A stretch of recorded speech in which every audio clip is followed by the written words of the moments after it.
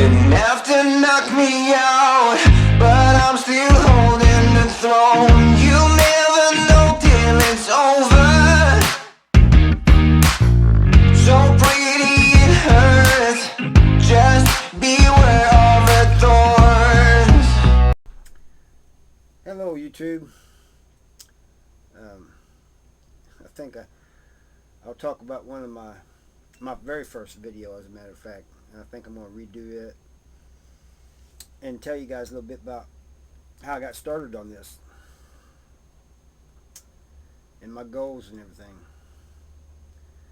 So if you're new and you like prison content, that's what we talk about here. Hit that subscribe, comment. You know, I always like hearing from you guys, and I try to answer all comments.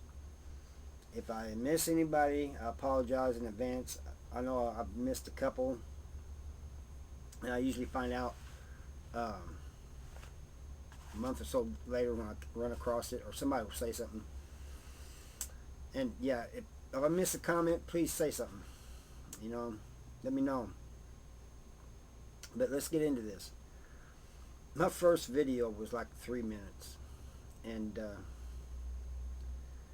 I really didn't say a lot, but so I was going over that video. I seen that video the other day, and I watched it, and I'm thinking, wow, man, this is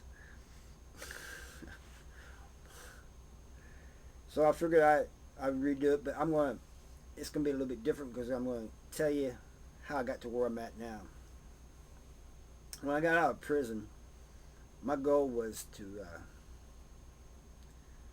one of my goals was to talk to young people and try to steer them away from making wrong decisions and going to prison. And I did that, and I still do that from time to time. You know, if they're willing to listen, I'll talk to them. If they have questions, I'll try to answer them. But then I found this web page site, Quora, and I found it by accident. And it's not just about prison; it's about everything. You know, people ask questions, and other people answer. And so I was just interested in reading all that stuff, you know, and the answers and stuff. And then I seen a prison question, and I put my 2 cents worth in, you know, and it just snowballed from there. Everybody started asking me questions, and I got a lot of followers, and people always asking me prison questions. And then I started my own space, which is like YouTube's channel, and got a lot of followers there. And then people started saying, well, why don't you start a YouTube channel? I didn't want to, you know. Didn't want to be in front of the camera. And I thought, well, you know, there's already a lot of people doing this, you know, what's one more, you know. But I had people tell me that I've helped them understand, like a son or a brother or something that's gotten out of prison. And so they kept asking me to do this YouTube channel. And then my family said, well, they thought it was a good idea, and that I might be able to reach even more people. So I finally did. Like I said, that 3-minute video, 4 minutes, whatever it wasn't very long. I didn't really explain myself on there at all, you know. Hey, I got a YouTube channel about prison, you know. But so my goal is to still reach young people and try to steer them from going from prison, educate people about prison, so that they'll might have some idea of what their incarcerated loved ones are going through. Let people know about the corruption in prison. I've already talked about some of that, and I've been thinking about doing that again. I've been thinking about showing videos. You guys let me know if you want me to show videos of guards doing things they're not supposed to be doing. and I'll put up some videos of that. I've got a few of them. And then just to try to, entertain people. Some of my stories are funny.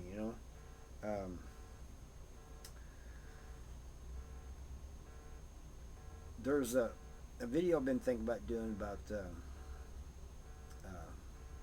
dumbest people I met in prison. Not just what got them in prison, but things they do that's dumb after they get to prison. And I'm on that list too. I've done some dumb things in prison. But anyway,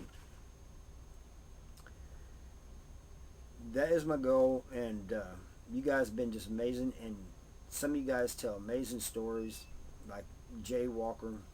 I mean, he's always in the comments. Read some of his stories that he tells me. They're just, I love them. He was at the walls before I was, back in the 60s and 70s, when it was worse than when I was there, if you can believe that. And not only does he, when I got to prison, these old school convicts was schooling me how to do time. And now I got old school ex-con Jay, as well as other people like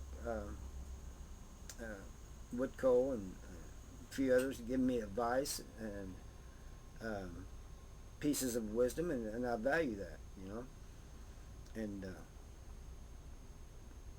I just like hearing from you guys, and any suggestions. Like one guy suggested, I can't remember his name, and I apologize because I don't remember his name, but he suggested I do the videos that in the late afternoon, early evening, He said that's better, and I got thinking about that, and I think he's right. So we're going to,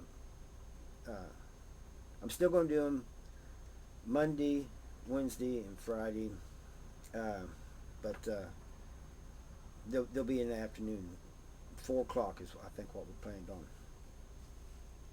4 o'clock Central Time. But I'm thinking about doing the lives on Saturday, so you guys let me know if you think that's a good idea. They may not be every Saturday, but then again, they might.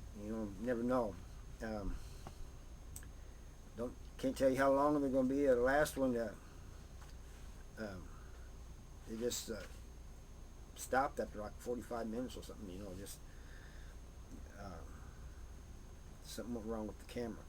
I was thinking about doing the lives on Saturday. Maybe every other Saturday, maybe every Saturday. You guys tell me what you think and what I think. Give me some suggestions on this, I want to hear from you guys. Because I'm really not sure yet. But I got 29 years of stories, and the problem with my stories is, I've found out since doing these videos, is sometimes I get the time period messed up. Like I'll say, well, it was at Farmington, and then I realized later it might have been a Bowling Green or something. In time and the place, sometimes I get mixed up. And one time, I almost got 2 different stories, events that happened. I almost combined them into one, and they was like 5 years apart, and in 2 different prisons. And it's just like sometimes all this stuff just, runs in my head. But I don't know how that happens. But but I try to keep the stories as close to the time period as possible. I mean, pretty much the ones from the walls, I know those. You can't mess that up. That was one of a kind prison, and it's different from all the others. But some of the others are kind of similar. Like they're built the same and stuff. So sometimes I get mixed up on my places and what actually happened. I mean, but I also been thinking about doing more reactions. You guys let me know what you think about that. That one with Mr. Beast was funny, but and I kind of had fun doing that, but I'd kind of like to do more realistic stuff. I'm going to react to stuff, you know. I mean, I'm not putting Mr. Beast down because I think he was just having fun, but I would like to do something that's more that I can relate to, you know. And I also been thinking about showing more videos. Remember that video I showed of that guy getting poked up by all those people, and while people were filming it from the cell? I was thinking about doing some more of that too, but I don't know though. I have to think about that one. But that's all I have for you. I just wanted to redo that 3-minute video, add some things and tell you some things and tell you how I got started and how I ended up doing what I'm doing now, and to tell you all that I appreciate every one of you guys. I mean, you guys are amazing. And I also want to tell you another good dude to watch is Blood on the Razor Wire by Chad Marks. You know, if you haven't checked him out yet, go check him out. I know a lot of you guys from Chad's channel is over here. I appreciate you. I love you. I got love for all you guys, you know, and I probably wouldn't be still doing this if I wasn't getting the subscribers and the comments. You know, I've got, you guys are just amazing. They're hearty. Any negative comments and that just blows me away, you know. I think there was one when I first started, but anyway, I hope you guys this gives you a little bit better understanding now, and I'll catch you next time. Thank you for watching. Bye.